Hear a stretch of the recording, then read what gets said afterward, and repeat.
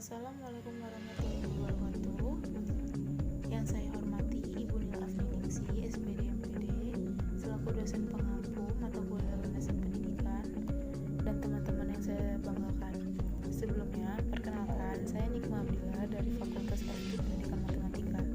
Di sini, saya akan menjelaskan presentasi bahan kajian materi tentang landasan filsafat pendidikan idealisme dan filsafat pendidikan realisme. Tinjauan umum tentang filsafat pendidikan dilihat dari pengertian praktisnya. Filsafat berarti alam pikiran atau alam berpikir. Filsafat artinya berpikir, namun tidak semua berpikir berarti berfilsafat. Berfilsafat artinya berpikir secara mendalam dan sungguh-sungguh. Secara tegasnya, filsafat adalah karya akal manusia yang mencari dan memikirkan suatu kebenaran dengan sedalam-dalamnya. Filsafat merupakan ilmu atau pendekatan yang mempelajari dengan sungguh-sungguh hakikat kebenaran segala sesuatu. Karena luasnya lapangan filsafat, orang banyak sepakat mempelajari filsafat dengan dua cara, yaitu mempelajari sejarah perkembangannya dalam kurung metode historis dan mempelajari isi atau pembahasannya dalam bidang-bidang tertentu atau metode sistematis. Filsafat itu sangat luas loh cakupannya dan pembahasannya.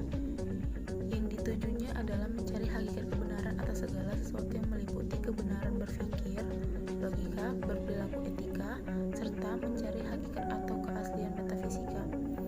Dengan memperlihatkan sejarah serta perkembangannya, filsafat mempunyai beberapa cabang, yaitu metafisika, yaitu filsafat tentang hakikat yang ada di balik fisika, hakikat yang bersifat transenden dan berada di luar jangkauan pengalaman manusia.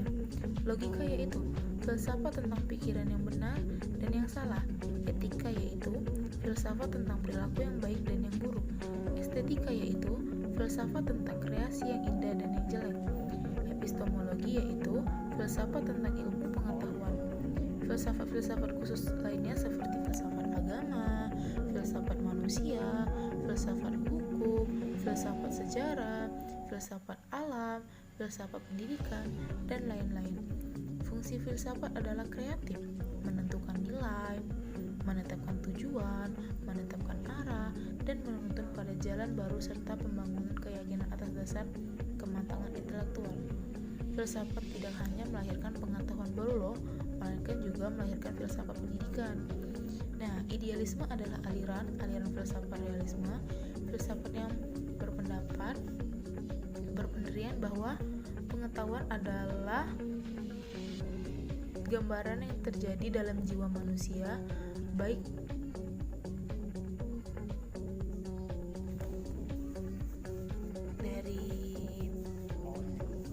dari luar maupun dari dalam otaknya. Konsep filsafat menurut aliran idealisme adalah metafisika sampai idealisme. Secara absolut, kenyataan yang sebenarnya adalah spiritual dan rohania, sedangkan secara kritis, yaitu adanya kenyataan yang bersifat fisik dan rohania. Tetapi, kenyataan rohania yang lebih dapat berperan. Humanologi sampai idealisme. Jika dikaruniai kemampuan berpikir yang menyebabkan adanya kemampuan memilih. Epistemologi sampai idealisme. Pengetahuan yang benar diperoleh melalui intuisi dan pengingatan kembali melalui berpikir. Kebenaran hanya mungkin dapat dicapai oleh beberapa orang yang memiliki akal pikiran yang cemerlang.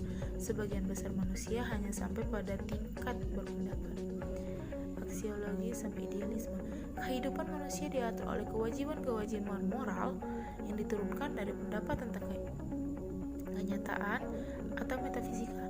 Konsep filsafat menurut aliran realisme. Metafisika sampai realisme. Kenyataan yang benar sebenarnya hanyalah kenyataan fisik, materialisme, kenyataan material dan imaterial, dualisme, dan kenyataan yang terbentuk dari berbagai kenyataan, pluralisme. Humanologi, realisme. Hakikat manusia terletak pada apa yang dapat dikerjakan. Jiwa merupakan sebuah organisasi kompleks yang kemampuannya berpikir. Epistemologi realisme. Kenyataan hadir dengan sendirian tidak tergantung pada pengetahuan dan gagasan manusia, dan kenyataan dapat diketahui oleh pikiran. Pengetahuan dapat diperoleh melalui penginderaan. Kebenaran pengetahuan dapat dibuktikan dengan memeriksa kesesuaiannya dengan fakta. Aksiologi realisme. Tingkah laku manusia diatur oleh hukum alam yang diperoleh melalui ilmu, dan pada taraf yang lebih rendah diatur oleh kebiasaan-kebiasaan atau adat istiadat yang telah teruji dalam kehidupan. Menurut Power 1982, implikasi filsafat pendidikan idealisme adalah sebagai berikut. Tujuan: untuk membentuk karakter, mengembangkan bakat atau kemampuan dasar, serta kebaikan sosial. Kurikulum pendidikan liberal untuk mengembangkan kemampuan dan pendidikan praktis untuk memperoleh pekerjaan. Metode: ditamakan metode dialektika, tetapi metode lain yang efektif dapat dimanfaatkan. Peserta didik juga bebas untuk mengembangkan kepribadian bakat dan kemampuan dasarnya.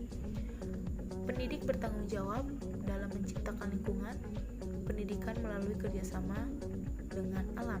Menurut Power 1982, implikasi filsafat pendidikan realisme adalah sebagai berikut. Tujuannya penyesuaian hidup dan tanggung jawab sosial. Kurikulum komprehensif mencakup semua pengetahuan yang berguna, berisi pengetahuan umum dan pengetahuan praktis. Metodenya belajar tergantung pada pengalaman baik langsung ataupun tidak langsung. Metodenya juga harus logis dan psikologis loh. Metode conditioning, stimula, respon adalah metode pokok yang digunakan. Peran peserta didik juga adalah menguasai pengetahuan yang handal, dapat dipercaya dalam hal disiplin. Peraturan yang baik adalah esensial dalam belajar. Disiplin mental dan moral dibutuhkan untuk memperoleh hasil yang baik loh. Peran pendidik juga adalah menguasai pengetahuan, terampil dalam teknik mengajar, dan dengan keras menuntut prestasi peserta didik. Pendidikan idealisme dan realisme dalam PLS. Pendidikan luar sekolah atau disebut PLS adalah kegiatan terorganisasi dan sistematis di luar sistem persekolahan yang mapan, dilakukan secara mandiri, merupakan bagian penting kegiatan yang lebih luas, yang sengaja dilakukan untuk melayani peserta didik tertentu dalam mencapai tujuan belajarnya. Untuk mengefektifkan pencapaian tujuan PLS tersebut, maka aliran filsafat pendidikan idealisme dan realisme dapat digunakan sebagai landasan teoritis maupun praktis. Nah, pendidikan idealisme dalam PLS dengan memperhatikan implikasi filsafat pendidikan realisme, maka menyelenggarakan pendidikan luar sekolah dapat dikembangkannya berdasarkan prinsip-prinsip sebagai berikut. Nah, tujuan program PLS pertama-tama tuh harus difokuskan pada pembentukan karakter atau kepribadian peserta didik. Kurikulum pendidikan PLS dikembangkan dengan memadukan pendidikan umum dan pendidikan praktis. Metode pendidikannya juga dalam program PLS disusun dalam metode pendidikan dialektis. Pelaksanaan pendidikan cenderung mengabaikan dasar-dasar psikologis dalam belajar. Peserta didik juga bebas mengembangkan bakat loh dan kepribadiannya. Pendidikan bekerjasama dengan alam dengan proses pengembangan kemampuan ilmiah. Nah, oleh karena itu, tugas utama tentang pendidik adalah menciptakan lingkungan yang memungkinkan peserta didik dapat belajar dengan efisien dan efektif. Pendidikan realisme dalam PLS dengan memperhatikan implikasi filsafat idealisme, maka penyelenggaraan pendidikan luar sekolah dapat dikembangkan dengan memperhatikan prinsip-prinsip sebagai berikut. Tujuan program pendidikan PLS terfokus agar peserta didik dapat menyesuaikan diri secara tepat dalam hidup. Nah, kurikulum komprehensifnya juga yang berisi semua pengetahuan yang berguna dalam menyesuaikan diri dalam hidup dan tanggung jawab sosial. semua kegiatan belajar berdasarkan pengalaman baik langsung maupun tidak langsung. Metode mengajar hendaknya bersifat logis, bertahap, dan beruntun. Dan hubungan dengan pengajaran, peran peserta didik adalah penguasaan pengetahuan yang handal sehingga mampu mengikuti perkembangan epictetus. Kesimpulannya, aliran filsafat idealisme dalam pendidikan menekankan pada upaya pengembangan bakat dan kemampuan peserta didik sebagai aktualisasi potensi yang demikiannya. Untuk mencapainya, diperlukan pendidik yang berorientasi pada pengenalan potensi dan memadukan kurikulum pendidikan umum dan praktis. Kegiatan belajar terpusat pada peserta didik yang dikondisikan oleh tenaga pendidik.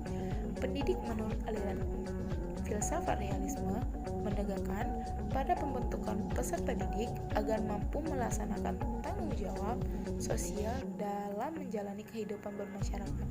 Untuk mencapainya, diperlukan pendidik yang ketat dan sistematis dengan dukungan kurikulum yang komprehensif dan kegiatan belajar yang teratur di bawah arahan oleh tenaga pendidik. Aliran filsafat idealisme dan realisme pendidikan tidak perlu dipertentangkan, tetapi dapat dipilih atau dipadukan untuk menemukan aliran yang sesuai dalam melandasi teori dan praktek pendidikan untuk mencapai tujuannya. Dengan kata lain, idealisme maupun realisme pendidikan dapat diterapkan tergantung konteks dan kontennya. Nah, itulah presentasi yang saya berikan. Lebih dan kurang saya mohon maaf. Saya tutup. Wassalamualaikum warahmatullahi wabarakatuh dan terima kasih.